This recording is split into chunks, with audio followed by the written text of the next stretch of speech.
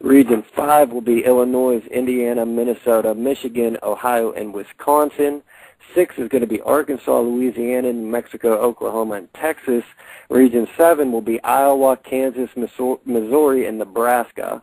Region 8 will be Colorado, Montana, North and South Dakota, Utah, and Wyoming.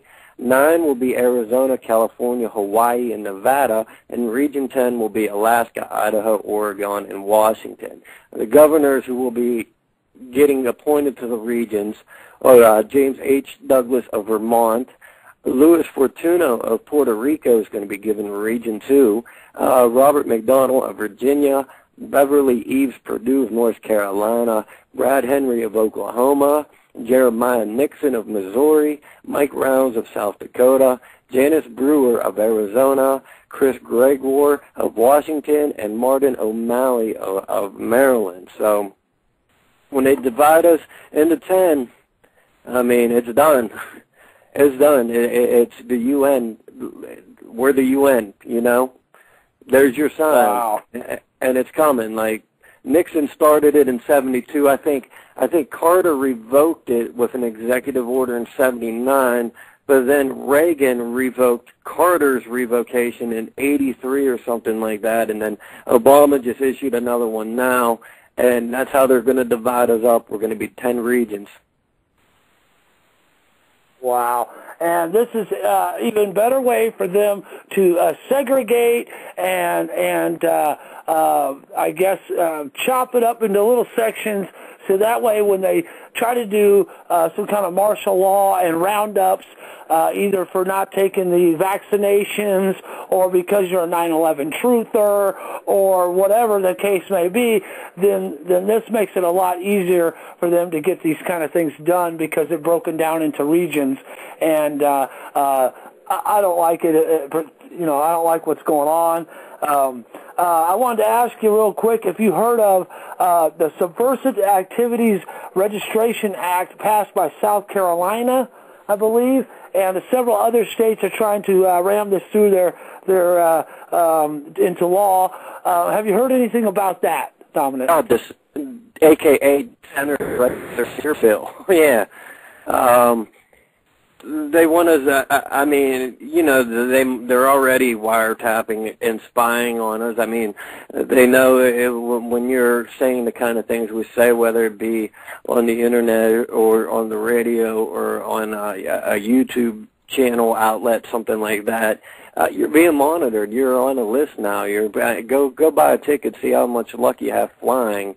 Try to go buy a gun nowadays and see what happens. I mean, that no-fly list, it's going to become the no-gun list, and before long it's going to be the associate of Al-Qaeda that we can assassinate, who is overseas today but will be on domestic soil tomorrow, because it's just a matter of time till they start assassinating Americans on American soil, which is the end goal here.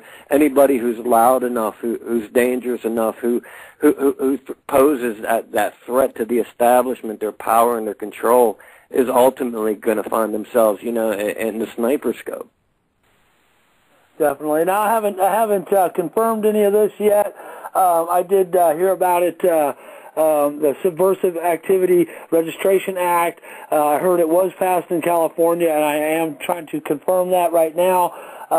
But basically, I guess this is a law that says if you are a subversive, if you talk 9/11 truth, if you're against the government, if you want to audit the Fed, if you're a birther, want to see the birth certificate and don't believe that Obama should be the president because he hasn't produced a birth certificate, then you should have to register your activity that you are a subversive on this registration.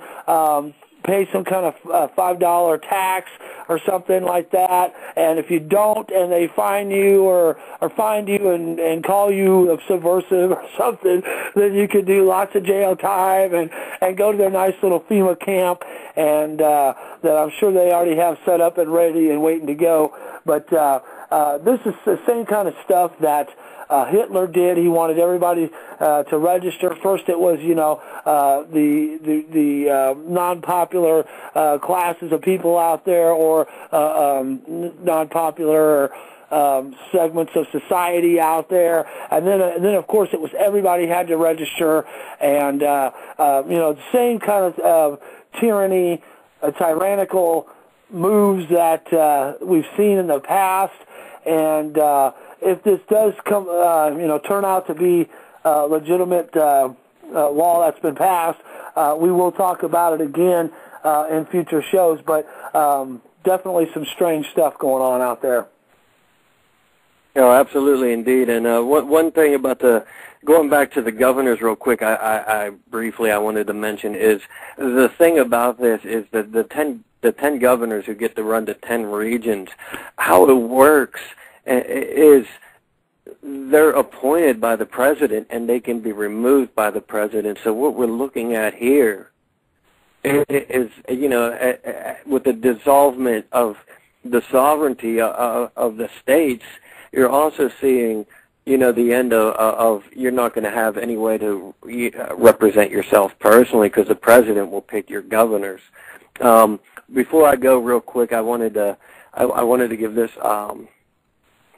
try to go through this real quick. Cynthia McKinney, recent speech in Germany, just a small part of it real quick.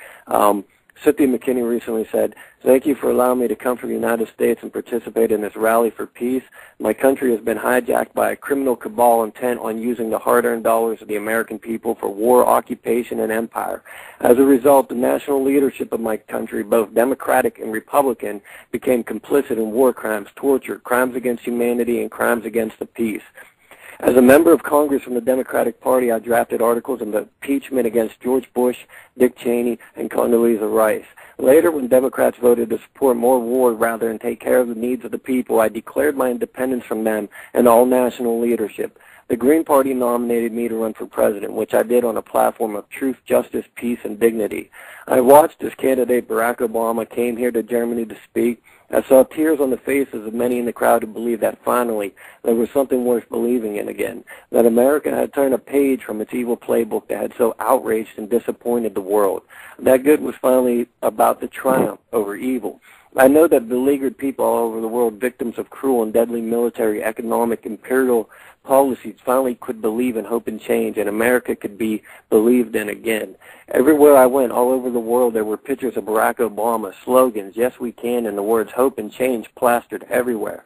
And after 8 years of George W. Bush, Barack Obama seemed to be the man the world was waiting for. So when the candidate became the president, we held our breath in anticipation that torture and rendition, spying on innocent dissenting Americans, war and occupation, crimes against the U.S. Constitution, and crimes against the peace would end, and that the United States would finally join the community of nations. Sadly, 1 year in the presidency of Barack Obama, that is not the case.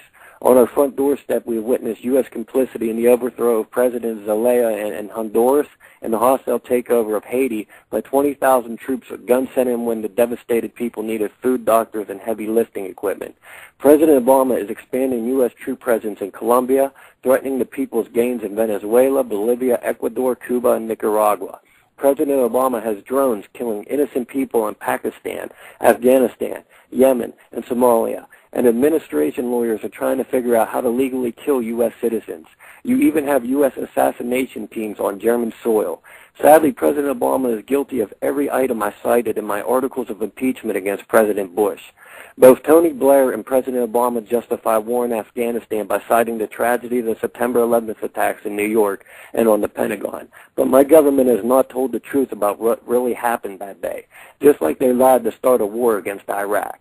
So what are we to do? Let us work together on behalf of truth, justice, peace, and dignity. I will struggle in the U.S., and I will struggle with you. Not one more dime for war. And that right there is why Cynthia McKinney has had my vote and will always have my vote, because no matter what, she will always speak the truth, and she will never turn her back on the revolution, no matter what. So I just wanted to take my hat off to her.